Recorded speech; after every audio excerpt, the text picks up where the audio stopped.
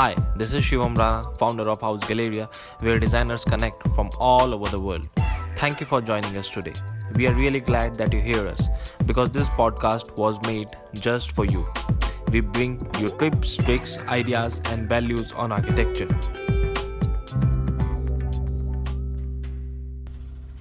On today's podcast, I am happy to introduce you to one very special guest. His name is Soufiane. Soufiane is a Moroccan architect based out of Paris. He is building his own international architecture practice while still he is in his 20s. He have already designed many ambitious projects like a 5-star hotel, cultural center and much more. Today, Soufiane is with us to share his thoughts on how as an architect we can bring positive impact in the world. What are the responsibilities we have as an architects towards this world, and how COVID-19 is impacting this world, and how designing industry will look like post-COVID. So, without any further delay, join us and enjoy this candid interview with Soufiane. Gathered with this pandemic. We are all touched by this pandemic. Yes. If you are in France or if you are in India or in Africa or in Morocco or in United States, for example, Yes. we are all equals now. Yes. So that is very clear for everyone that we have a big problem. We have a big issue. Yes. This issue for me as a person, Yes. first of all, because I will talk like an architect, but first of all, I will talk like a person, Yes. like a human being. Yes. I think it's an ecological problem. It's a big ecological problem. Okay. Why it's not ecological problem? Because I think that the human being in general and the world in general Yes. are very demanding with the earth. They are very demanding with the nature. Yes. So when we are not respecting the nature, Yes. the nature is not giving back to us. Yes. So this is very shameful because we have all experienced this horrible pandemic. I want via this podcast to send all my blessing to someone who lose a parent or someone who lose a friend or someone who lose a husband. Yes. So it's very hard for them as a person. And now if you want to have my vision as an architect, Yes. it's very difficult for us. Yes. You know why? Because we have something that it never have been in the past. Yes. We architects have known the first World War One and the World War Two, Yes. and this was a big issue for them. But after these wars, Yes. there was always rebuilding. So now this is an invisible enemy. You understand what I'm saying? Yes. It's a invisible enemy. Yes. We don't know how and when it's gonna end. Yes. So it's very difficult. Why it's very difficult for us as an architect? Because we as an architect, everywhere in the world, in China, in France, in Morocco, in United States, we work with plannings. Yes. We work with schedules. Yes, the word is schedules. Now we don't have any schedules. Yes. And the problem is not us. Us, we are ready to work. We are always ready to work. You know, we can work from home. We can manage things to be together and to work good. But the problem is that the people that give money, you know, Yes. the economic problem. Yes. And the people who give money is the client. Yes. And the client, for example, we will talk later about my project. Yes. But my project is all about tourism. You know, tourism, Yes. the hotels, restaurants, Yes. all the things. Yes. Yes. And now the clients, the big issue with this pandemic is that the clients don't want to invest in a time that they will not know. Yes. I will give you just a small example. For example, here in Paris. Yes. Paris, we have big hotels, big known hotels. It's very, very big hotels. Yes. These hotels was interested by doing some architecture work Okay. in their hotels. Okay. But now they are very frightened. Why? Because they have the majority of the clients is, for example, coming from United States. And we know now that United States they cannot travel for a year, 2 years, 3 years. We don't know because the pandemic is not under control there.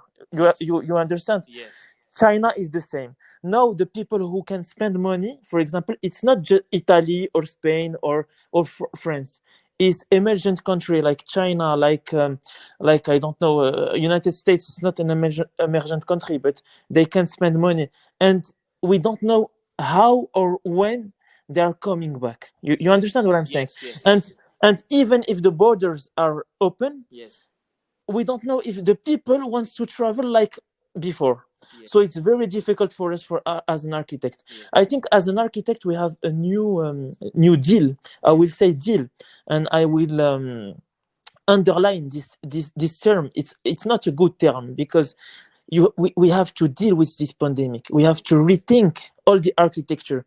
We have to rethink the link between architecture and economy. You understand what I'm saying? Yes. We cannot go as before. It's not possible. Yes. We have to rethink the tourism. We have to rethink the way of living in your apartment, Yes. because people are not living well.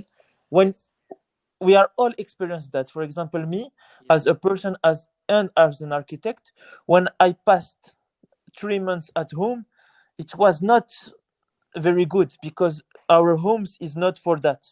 Yes. Our homes is just for the day you are going to work and the night you are going to sleep. So Yes. now I think that even for the architect who build homes, who build apartment, they have to rethink how we can live. But Sufyan, I'm sorry, I just have one question. Yes. You just said that as an architect we need to think, because our homes are designed that during the daytime we are working, during the nighttime we are in the home spending the time.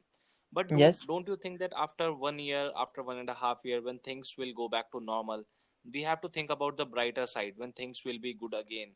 That Hello. yes, i'm Yes. I'm saying that when things will be good again, and don't you think that we should think about that side also as an architect, that when things will be good again in 1.5 hour and things will be get back to normal, so we don't have to. Yes.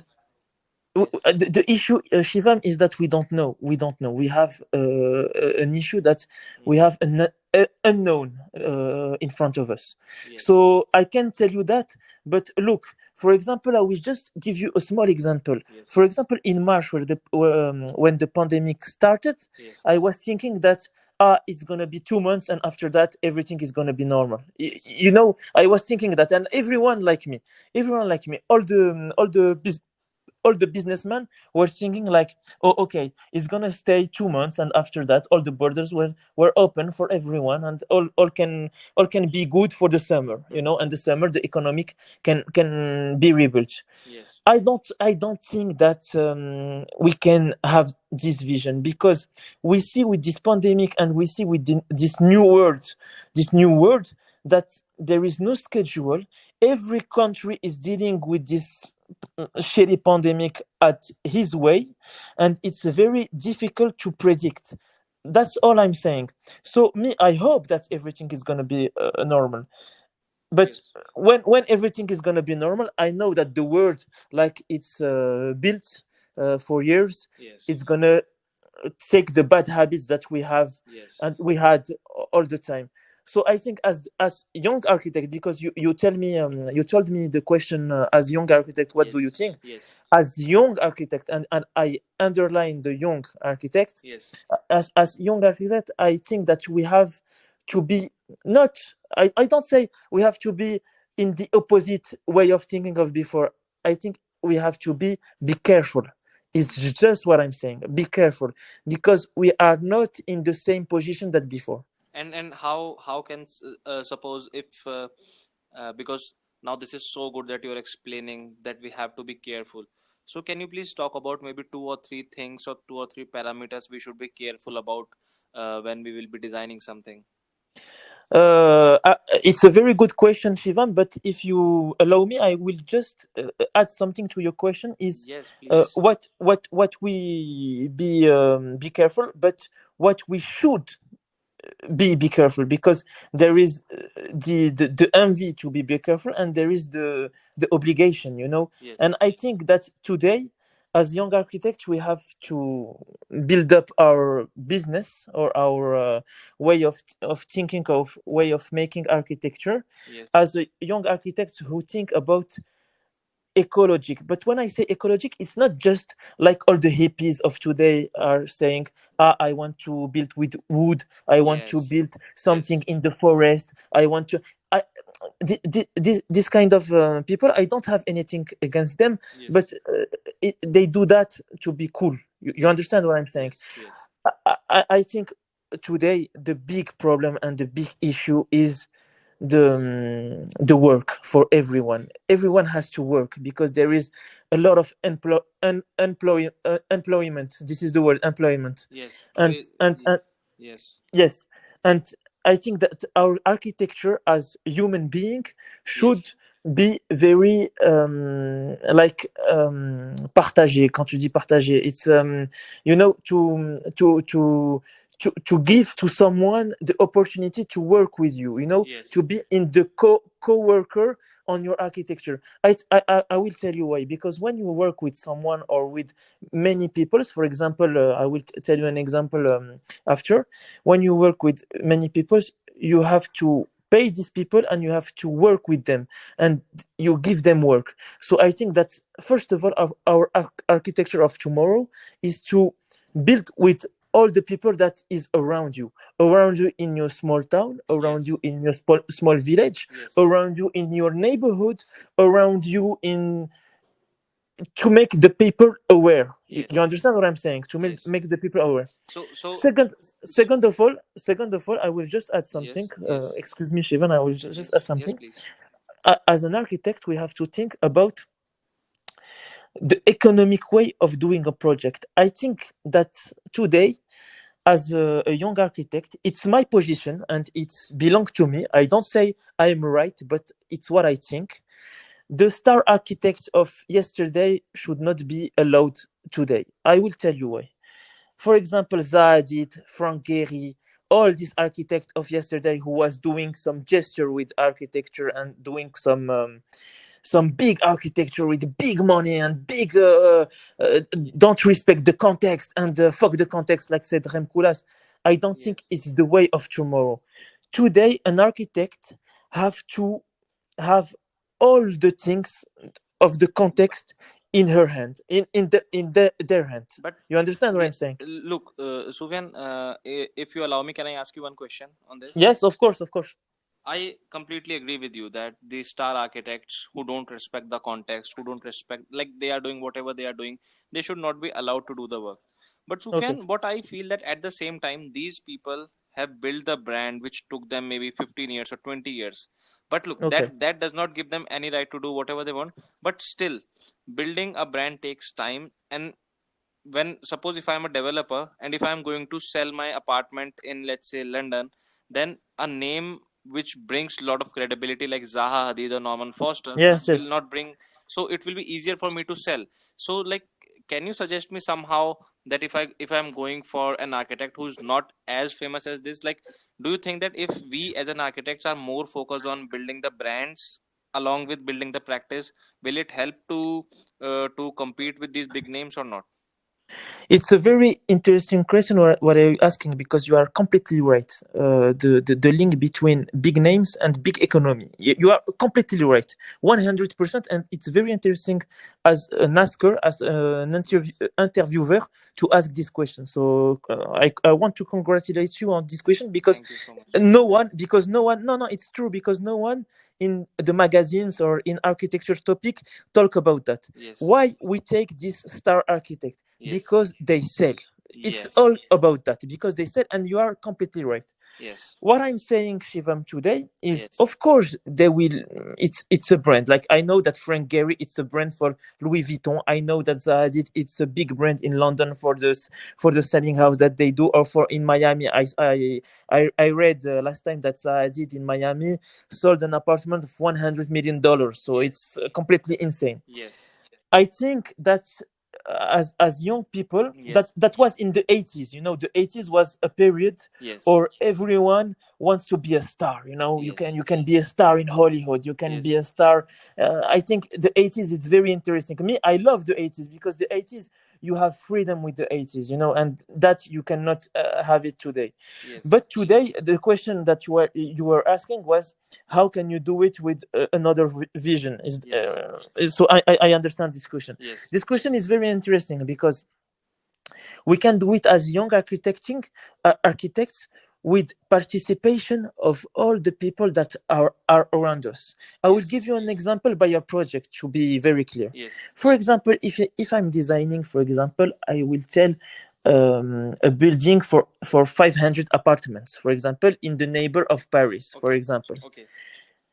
I think the first of all, the thing that we have to do before drawing, or before do the 3D work, or before do the discussion work, is to ask the people who wants to live in it Yes. what they will need in this building. Yes. What they will need. And when I say what they will need, someone will tell you garden, so someone will tell you a small apartment, someone will tell you I want 2 bed in a room, so this is accessories, this is fixed furniture. Some all the proposition will be very interesting to do a mixed up building. And when you do a mixed up building, Shivan, it's very interesting because you forget the brand. You talk about just mixed people too. And when you mix people too in the town, it's very interesting because you met people that will never met before. You understand what I'm saying? Oh, So it's yes. very interesting. So, Very so, so, interesting. so, so, what you are suggesting is that, suppose if a young architect is coming who don't have a big brand, he can come up with a big concept where people are coming Yes, together, and then he yes, can compete with the big brands. yes, yes. But Sufyan, And when I tell, yes, yes, I hear you. like, Yes, in a way, when we look at all the architects who build the big brands, they all do the same thing. First they do, like when we look at BRK Ingles also, like yes, they do the buildings which become very famous, and then they monetize their practice by doing the buildings which don't become very famous but give them a lot of money. So this is what my thing is, that it is the same with everyone, I guess, because every architect in their initial years of career, they either do museum or do public buildings which becomes famous, which yes. become the brand for them, and then they make money over it. So I think that this is a different topic. You talk about Bjarke Ingels, you talk about Rem Koolhaas, for example, because he is a son of Rem Koolhaas. Bjarke Ingels is clearly a son of Rem Koolhaas. Me, I hate I mean, I I'm hate sorry, this. I don't understand, like he's son of Ramkulas. No, he's like a disciple. He's like Yes, yes, you understand what I'm yes, saying? yes, He's like Rem Koolhaas is a model for him. Bjarke Ingels, Rem yes, Koolhaas is a model for him. yes, yes, But yes. Rem Koolhaas, when you analyze, I don't want to piss over him or something like that. But when you analyze the beginning of the project of Rem Koolhaas today, is you go to Saudi Arabia and you tell how many piece of Saudi Arabian women will piece for a year, how many you have vegetables on Arabic Saudi, and they all the database like that in Rem Koolhaas in OMA. They Okay. do all the database, and after that they do a project. It's Oh, not like that we do a project. I think we do a project with people. The first of all, the context is not just architecture or situation, or for example, you are in the desert or you're in the sea. yes. It's what the people are asking. It's very important. And what are you saying about the brand? I think that tomorrow we cannot as a young architect, this is my vision.